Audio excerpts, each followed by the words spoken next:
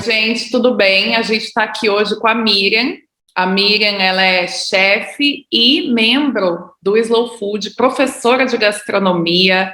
Ela tem diversos projetos incríveis que hoje ela vai compartilhar um pouco com a gente.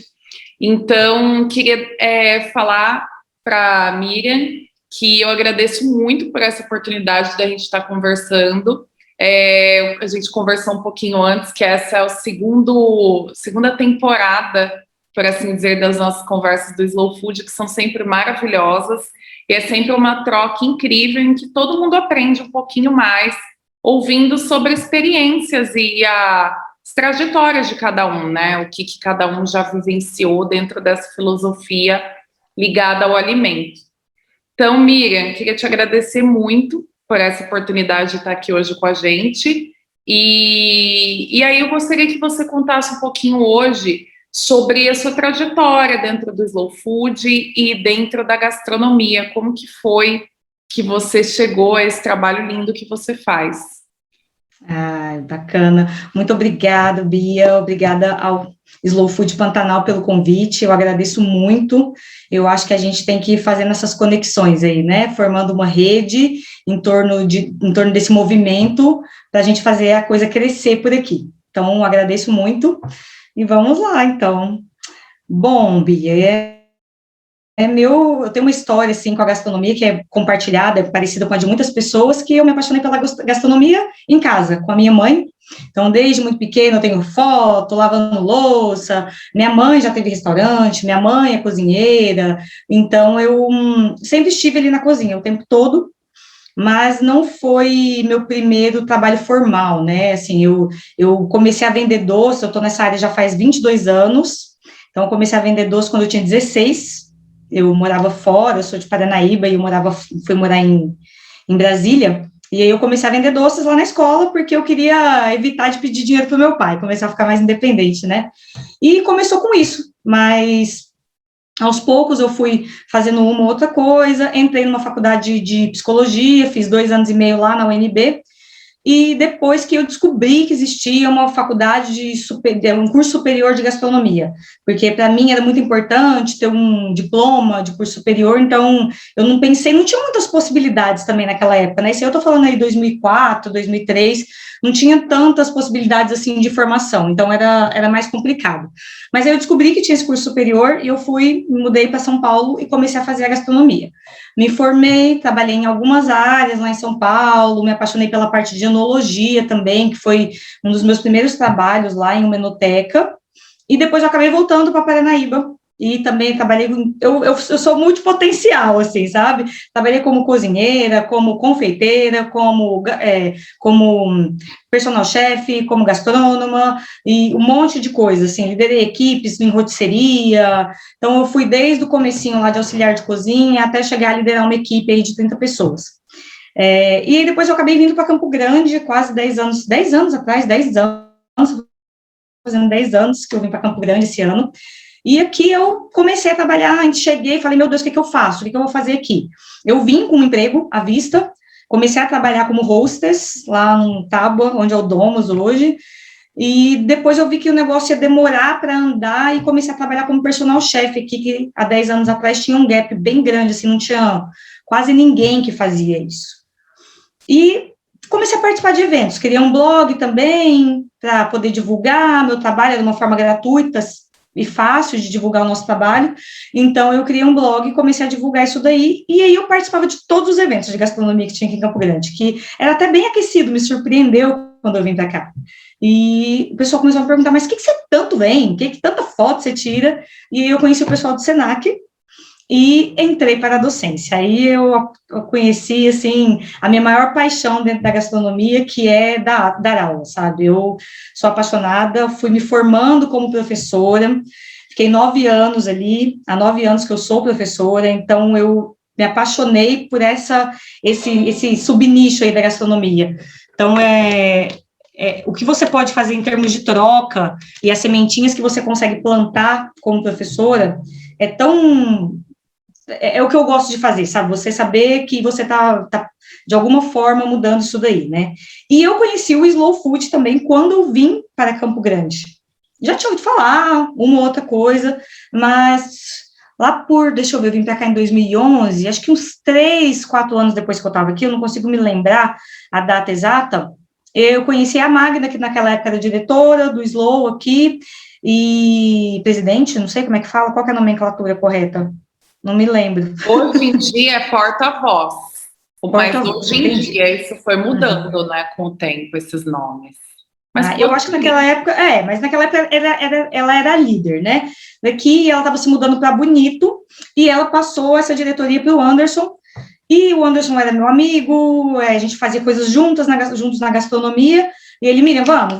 E aí a gente uniu um monte de gente, foi uma época muito atuante do Slow, a gente fez muitos processos, muitos trabalhos, a gente foi para Bonito, participar do Cataguavira, a gente foi para São Paulo, participar do Mesa Tendências, a gente fez um monte de coisa bem bacana, tinha o mercado de garagem, que, assim, aproximou a gente mais do público final, né, então, assim, foi uma época bem aquecida ali, que a gente fez bastante coisa. Aí, depois, eu engravidei, tive minhas 2 menininhas, engravidei de gêmeas, e aí eu dei uma pausa no mundo da gastronomia, na verdade, né, eu fiquei um tempo fora disso daí, um tempo fora do Slow também, porque eu queria me dedicar a elas. E, neste momento, eu descobri eu já sabia que era uma paixão minha, assim, as crianças, na verdade, mas aí eu me vi como mãe, e até hoje é meu melhor papel, eu gosto muito de fazer isso, e eu fui vendo o tanto que é importante a questão desde a introdução alimentar delas, levá-las para a cozinha, comecei a dar aula para crianças, e o negócio foi tomando um outro formato, né, e aí esse ano eu saí do Senac, fechei o meu ciclo lá, foram 9 anos, e, a princípio, falei, não, eu vou continuar dando aula e vou dar aula para crianças, que é isso que eu gosto. Mas, de repente, o projeto se transformou e juntou a parte de criação com afeto, de conexão familiar, de desenvolvimento de memórias afetivas, e aí ficou uma coisa maior, então, que não são simplesmente dar aulas para crianças e adolescentes, não, como que a gente pode usar a gastronomia para fortalecer o vínculo familiar, né? Isso é totalmente, o Slow, né? É isso. A gente está ali em volta da mesa, reunido, não só em volta da mesa, mas na cozinha também. Então, esse é a minha contribuição de agora, é a minha mensagem que eu estou passando para o mundo, e eu quero aprender e pensar em um monte de ações aí que vai dar para a gente aplicar para desenvolver essa questão de gastronomia afetiva, né? É isso aí. Não, eu acho que essa parte, por exemplo, de educação para as crianças, né, é extremamente importante, principalmente para as crianças aprenderem de onde vêm os alimentos, né?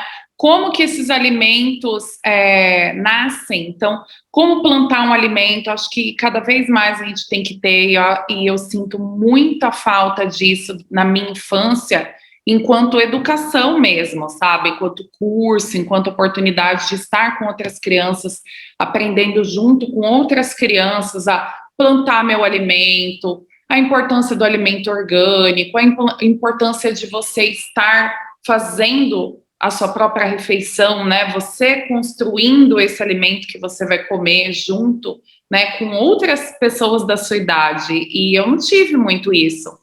Eu tive muita educação do alimento com a minha família, mas eu não tive isso com outras crianças. Eu acho que é uma oportunidade incrível de aprender juntas, né?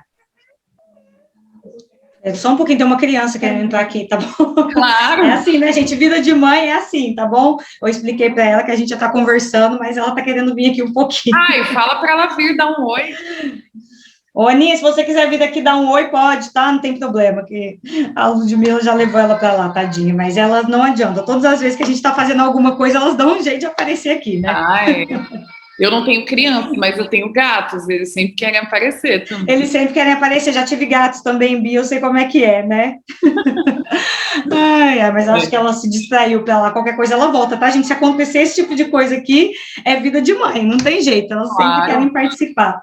A vida real. Desculpa, Bia, a vida real.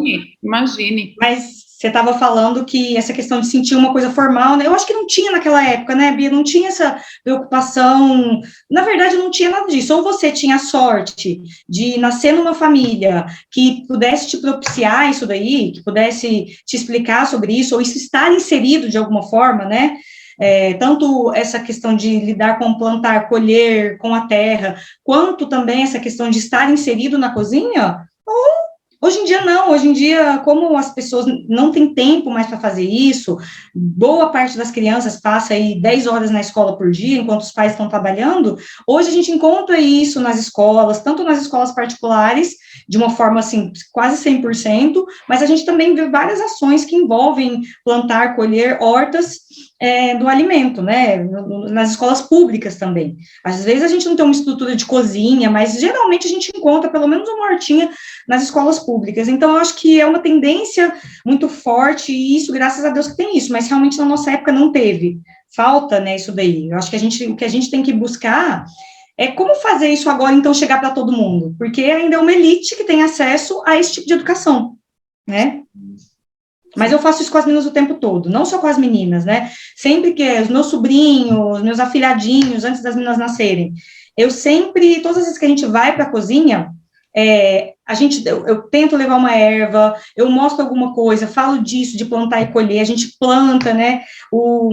A lembrancinha do aniversário de 2 anos das meninas foi um vasinho que eles pintaram, uma oficina onde eles pintaram um vaso, as crianças, e plantaram uma plantinha e levaram para casa. Cada um levou uma planta, né, uma erva, claro, tinha que ser uma erva de gastronomia, né, para mim, uma erva culinária, e levaram para casa. Então, até hoje eu tenho esses vasinhos guardados, eu estimulo isso o tempo todo, isso diz muito para a criança, né, não diz só sobre plantar e colher, elas aprendem sobre ciclos, sobre diversidade, sobre aromas, sobre gosto. A gente não está criando crianças que comem só salsinha e cebolinha. Eu acho que é isso que a gente tem que trazer, né, esse conhecimento biodiverso na alimentação da criança, né, e até dela conhecer o que existe nativo aqui na nossa região. Então, assim, nesse quesito, eu tive a oportunidade de conhecer desde criança, porque os meus pais estimularam isso. E olha aí, hoje em dia eu trabalho com isso, para você ver como que é importante, né, essas experiências que a gente vive enquanto criança, que muitas vezes são despretensiosas, mas ensinam muito para a gente, e que a gente incorpora na nossa vida, de repente tem um valor imenso para o resto da nossa vida. Mas uma coisa que eu queria te perguntar é algumas ideias que você já tem de oficina com as crianças, assim. Você já pensou em algumas oficinas que você tem vontade de aplicar?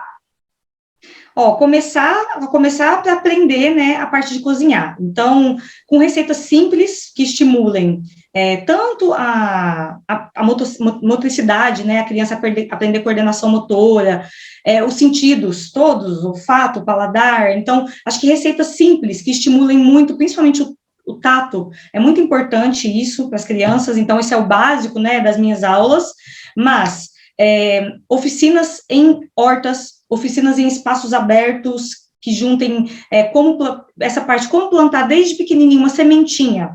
Então, vamos fazer, por exemplo, uma oficina de microverdes. Estou planejando isso com a Márcia, né, a Márcia do Recanto das Ervas, para a gente fazer uma oficina de microverdes, porque os microverdes são muito interessantes para as crianças aprenderem esse ciclo de plantar e colher em pouco tempo, porque muitas vezes elas não têm paciência para plantar a sementinha, esperar crescer a mudinha, depois passar para outro vaso, para chegar no momento de colher.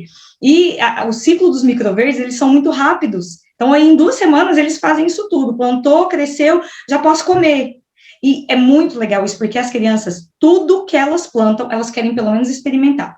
Então, acho que tem isso daí, tá? Outra coisa que eu acho muito legal a gente trabalhar com as crianças, que, na verdade, no Brasil, a gente não tem tanto... A maioria, né, dos brasileiros, a gente se vê como uma lata de lixo. A gente vai enfiando tudo para dentro, a gente não pensa no que a gente come, a gente não dá atenção ao preparo, a gente não conhece os ingredientes, a gente não presta atenção ao que a gente come. Então, a gente não tem nem o paladar, nem o olfato desenvolvidos. Todas as vezes que quando eu ministrava as aulas de degustação de queijos e vinhos, eu sempre fazia uma dinâmica que eu vendava os adultos e primeiro eu dava pedaços de frutas para eles sentirem o aroma primeiro, e escrever o que era. Eles falavam e alguém que estava do lado escrevia. E depois, para eles degustarem e aí ver se tinha trocado o que eles achavam que era ou não. E assim, no olfato, a maioria não acertava nada, não conseguia acertar, sabe? E quando ia para o paladar, assim, confundia pera com maçã, não conseguia acertar também, claro que acertava mais, mas ainda assim era muito difícil. Então, nós não temos esse treinamento. Eu acho que essa é uma dinâmica muito lúdica, muito legal para fazer com as crianças de educação do gosto. Né? Vamos fazer uma brincadeirinha, eu vou vendar vocês, vamos tentar adivinhar qual que é esse alimento. E eles amam, eles adoram esse tipo de coisa, que é muito lúdico. Então, acho que a gente tem que seguir nessa linha também, de fazer uma educação do gosto, e, por enquanto, são essas 3 aí que eu acho que já dá para a gente fazer bastante coisa, né, e desses 3 tipos de educação, de cozinhar, plantar e colher, e de conhecer, ter um conhecimento, identificação dos ingredientes, dá para abrir um leque de possibilidades infinitas. Dá. Não, e eu acho que é isso que você falou mesmo, porque eu me vejo muito nesse lugar da lata do lixo. Eu fui muito lata de lixo por bastante tempo, acho que porque é da nossa cultura, a gente não ter atenção com o que a gente come, né? Os ingredientes, a forma como foi feito, todo o processo, né? Porque eu acredito que os alimentos, eles passam muito da energia pela qual eles foram cultivados e como eles foram beneficiados, processados, tem muito disso também. E eu acho que a gente não constrói um repertório sensorial ao longo dos anos, mas esse repertório, ele pode ser construído até depois de adulto, porque eu me vejo muito nesse lugar, né, de ter aprendido a degustar vinho, por exemplo, e antes eu degustava vinho e as pessoas falavam, sinto notas de amora. Eu falava, gente, só sinto Como vinho. assim? Só tô sentindo vinho aqui. E aí eu trouxe muito desse exercício também depois para o meu trabalho com chocolate, né? E com outros ingredientes que eu gosto de ir conhecendo, com alimento que eu vou cozinhando e fazendo minhas próprias refeições. Mas eu vejo que, né, na criança, ela é muito também visual e do tato, Sim. né? Então, acho que realmente pode se explorar muitas coisas também ligadas até a pigmentos naturais para criar as refeições, que legal. os alimentos, né? Então, e isso é muito legal. Por exemplo, a gente tem urucum, né? A gente tem a cúrcuma, que são super benéficos para a saúde, dão aquela cor super legal. Eu vejo que a Neide Rigo faz bastante isso, tipo tapiocas coloridas, bolos coloridos. Ah, é fantástico. Eu sou apaixonada nela, gente. Sou apaixonada no trabalho dela. Sim, é muito legal isso. A gente vê que realmente é uma coisa que vai estimular as crianças a quererem cozinhar. Puxa, olha, posso fazer um bolinho colorido para eu comer, levar para o colégio, né, para comer na hora do lanche. E aí eu acho que é bem bacana, depois se você quiser dar uma pesquisada, tem uma eating designer, né, que ela é uma designer da experiência de se alimentar, que eu sou super fã dela, que chama Marie Vogelzan, e ela faz oficinas com crianças de, por exemplo, você criar esculturas com os alimentos, sabe? Então a criança, como ela é visual e ela é do tato, então você criar um bichinho no bolinho e você faz toda essa esculturinha e depois você assa ou come cru, mas come, né, depois, todas as crianças juntas. Daí ela faz um também que é de joalheria com os alimentos, daí as crianças fazem os colarzinhos, tudo, montam tudo super bonitinho e depois comem. Então, eu acho bem legal esse processo de ensinar de maneiras diferentes, né, e estimulando esses sentidos nas crianças, porque elas vão levar essa criatividade também para outras áreas da vida dela, né, você Claro. é isso, acho que você explora a forma como a mente dessa criança vai se expandir, né, e eu acho que isso é muito importante hoje em dia, as crianças expandirem a mentalidade delas e a criatividade dela ser sempre estimulada, né? Sim, não, eu acho que a cozinha é o lugar ideal para isso, Bia, eu acho, sim. Eu acho, não tenho certeza absoluta. Eu poderia falar isso só como assim, isso é uma ideia que tem na minha cabeça, não. Eu tenho as minhas filhas para provar isso daí.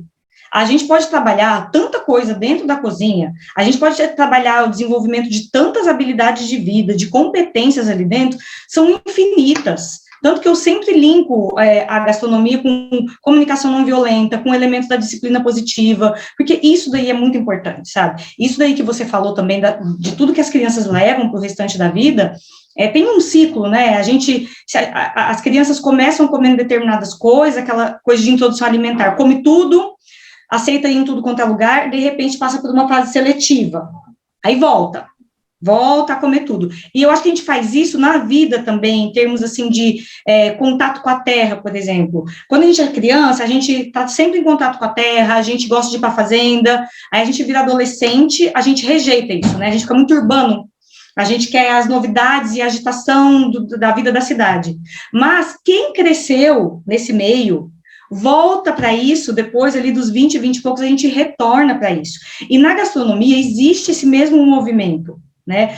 Se a gente conseguir plantar na criança desde cedo o respeito pelos alimentos, essa questão de entender os ciclos, né? As coisas da sustentabilidade, né? De para onde vai, o que é um lixo orgânico, o que é um lixo reciclável. A criança, quando ela vira adolescente, ela se afasta um pouco daquilo, depois aquilo volta, uma força muito grande, porque está dentro dela.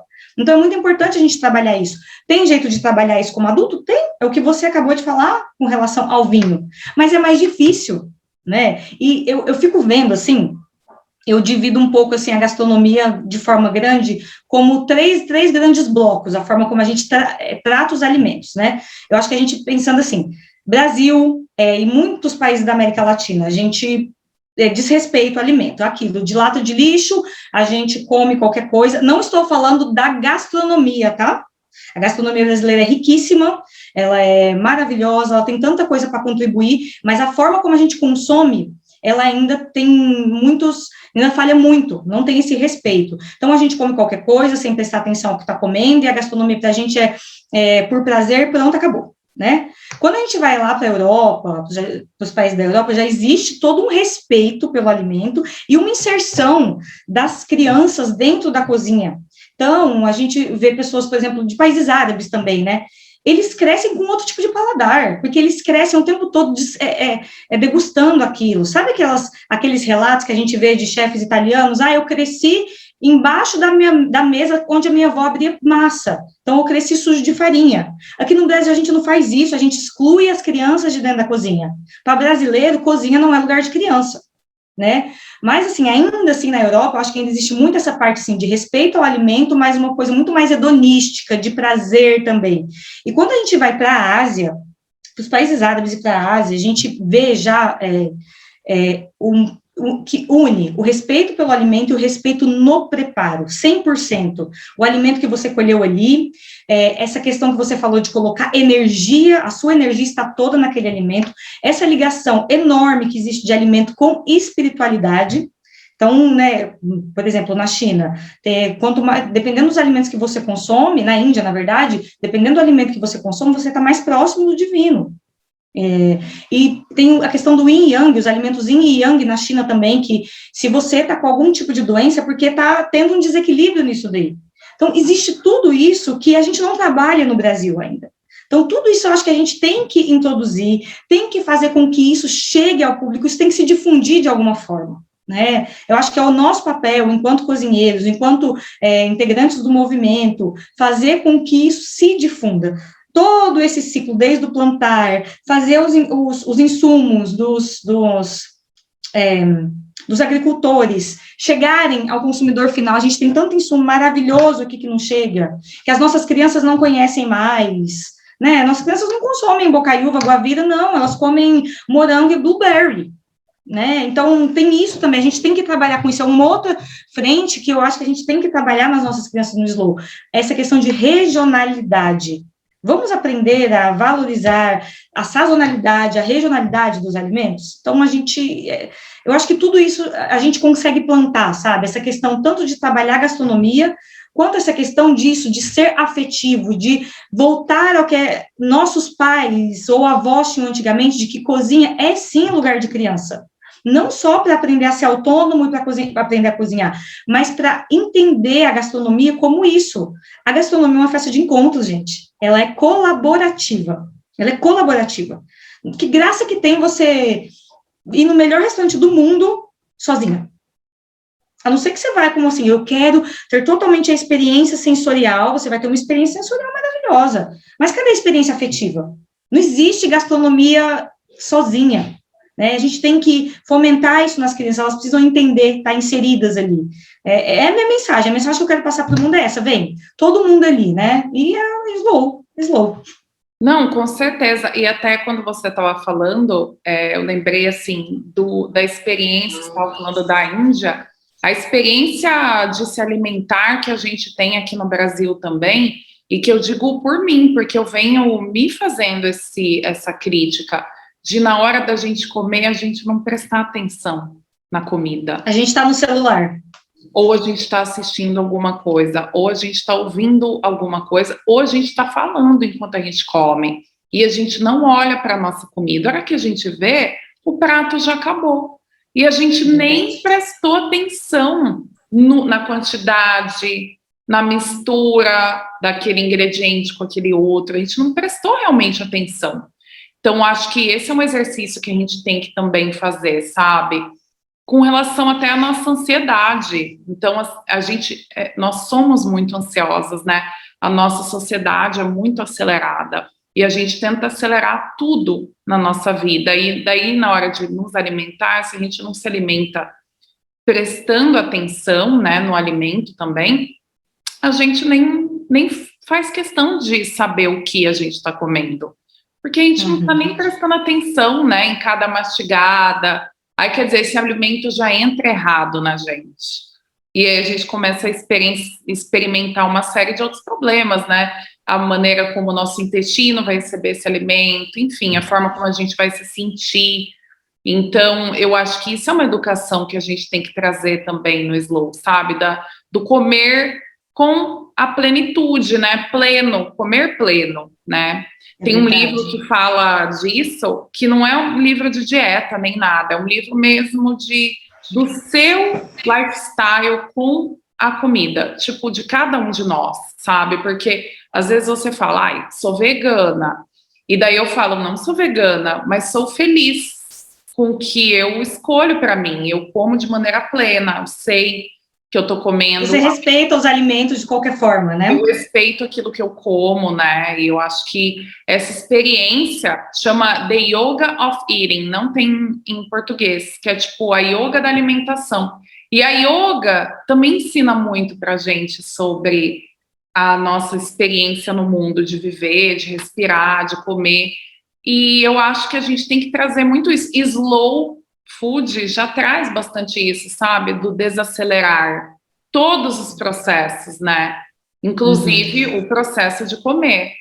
E você falou de trazer a regionalidade para as crianças, que é uma coisa que a gente tem que trazer para os adultos também, mas as crianças, elas, quando elas são estimuladas da maneira certa, eu acho que elas vão além, né? Porque elas ainda estimulam os pais, talvez. Também. Elas levam para os adultos, sim. Tudo que elas aprendem na escola, elas trazem para a gente. As crianças são semeadoras, né? Com certeza. E olha só que interessante, Bis, daí que você estava falando da questão de comer com consciência. Presta atenção, pensa comigo como que é uma refeição normal, em geral, de uma criança pequena, principalmente. É assim, o pai ou a mãe vão lá, pegam o prato, servem a comida para essa criança, o máximo que faz é assim, você quer comer o que de legumes? Escolhe um, vai lá e coloca, né? Então, o pai e a mãe determinam qual alimento que vai ser, qual vai ser a quantidade desse alimento, e depois o pai e a mãe determinam o quanto essa criança vai comer, tá? É claro que os pais, eles têm esse papel de quê? Das margens do rio, né? Para a criança conseguir correr para o mar, o rio que é a criança, ela precisa dessa margem, mas tem que ter um respeito pela criança. Então, nós temos um horário para comer, nós temos determinados tipos de alimento, mas os adultos, eles se servem, e os adultos, eles param de comer a hora que eles estão satisfeitos. Então, eu acho que isso tem que começar ali com as crianças, né? Uma criança de 3 anos, ela já tem plena capacidade de escolher do que está na mesa o que ela vai comer. Então, entregue o prato para a criança, espere a criança se servir e colocar aquilo lá, né? Mesmo que faça uma bagunça, tudo faz parte do aprendizado, gente. E quando a criança, isso é tão importante, gente, e os adultos não entendem. Quando a criança falar, eu estou satisfeito, eu não quero mais comer, tem alguma coisa que está falando aí. Ou a criança não gosta daquele alimento, ou a criança está satisfeita, tá? Não dá para a gente entrar nesse assunto agora aqui de disciplina positiva e comunicação não violenta para trabalhar essas questões para a criança, mas, de qualquer forma, tem que entender que a criança está sinalizando alguma coisa, não é assim, nossa, a criança está morrendo de fome, ela quer muito comer essa comida, mas ela está implicando com o adulto. Não é. A gente tem que passar a olhar os sinais dessa criança e passar a fazer ela entender, ela ser responsável pelo que ela come, pelo que ela escolhe, e ela ser responsável por sentir a própria saciedade. Por quê? Porque todas as vezes que a gente fala para uma criança, você tem que comer até acabar o seu prato, a criança vai crescer e vai se tornar um adulto que não sabe qual é o ponto de saciedade dela. Ela não vai entender o cérebro dela falando, você está saciada. Não, porque a principal informação para ela é, a comida tem que acabar do prato. E ela não sabe se servir. E aí, como é que faz? Né? Então, isso é muito importante, e eu vejo pouquíssimos pais fazendo isso.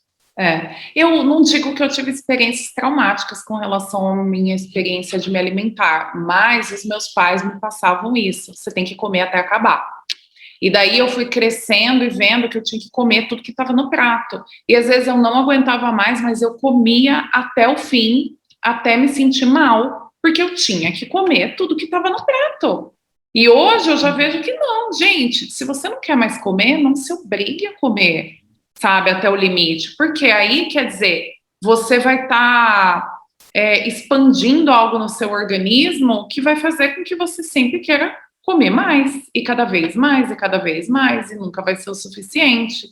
E eu acho que tem crianças que acabam criando esse transtorno também do overeating, né, de comer demais e demais e demais, e acaba se tornando um sentimento ruim no ato de se alimentar, né, tipo, em que você não tem realmente, você não consegue se impor mais um limite. Então, é importante. Existe uma coisa, eu acho que a ideia em volta disso, eu acho que até menos da questão do adulto, eu mando em você, da questão da autoridade do adulto, mas existe uma crença, né, muito forte na gente, de que não se pode desperdiçar comida. É pecado jogar comida fora, uma coisa cristã, assim, é pecado jogar comida fora. Mas e aí, você não pode jogar comida fora, mas você pode desrespeitar o ser humano que está ali, que você está trabalhando, que você colocou no mundo para ser uma pessoa melhor. Então, você não desrespeita o alimento e você desrespeita a criança. Então, gente, tem que ter um equilíbrio nisso daí, né? Você tem que ensinar para a criança a importância dos alimentos, que tem que ser respeitado, mas não adianta você desrespeitar a criança nesse processo. Eu acho que uma coisa anula a outra, né? Não, com certeza. É o famoso bom senso, né? Tem que ter bom senso na hora de trabalhar isso na criança, até porque, enfim, é isso, você pode acabar criando um trauma na criança em que ela não sabe a hora de parar de comer mais. E eu lembro, quando eu era criança, que o meu olho era maior do que a minha fome.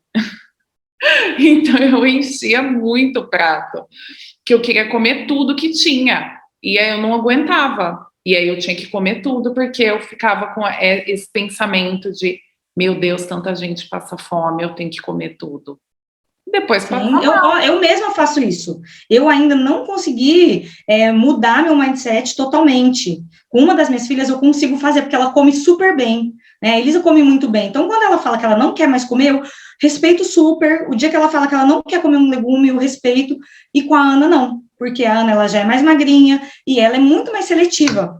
E eu acho que, e o que acontece? Ao invés de eu ajudar nela nisso, ela acaba piorando, porque vem aquilo, não, ela tem que comer para ela não ficar magra, e não, eu não posso, ela tem que aprender que ela tem que comer tudo. Então, assim, vira e mexe, eu tomo uma atitude ali com ela que não é positiva também, sabe? Eu fico me policiando, mas eu cometo muitos erros nisso daí, porque é um padrão que está dentro de mim.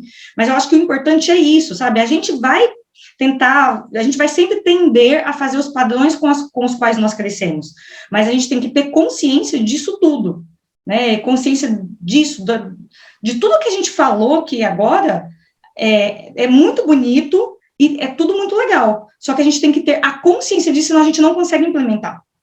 E é um trabalho, treinamento, nada resiste ao treinamento. A consciência nos faz poder ter essa autocrítica e quebrar padrões que não são positivos para a gente, né?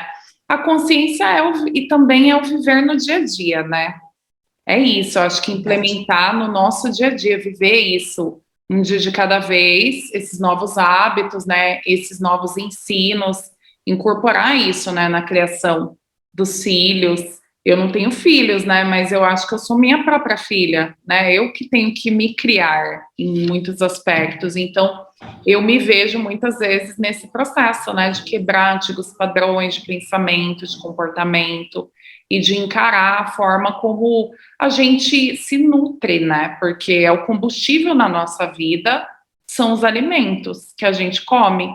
E isso influencia muito na forma como a gente se sente, na forma como a gente se comporta, e eu acho que é sobre isso, né? Também. É isso aí. Olha, Miriam, eu queria te agradecer muito pelo bate-papo, por essa experiência de troca, de conversa, e eu tenho certeza que a gente vai fazer muita coisa junto para que essa pandemia melhorar. Verdade. Vamos sim.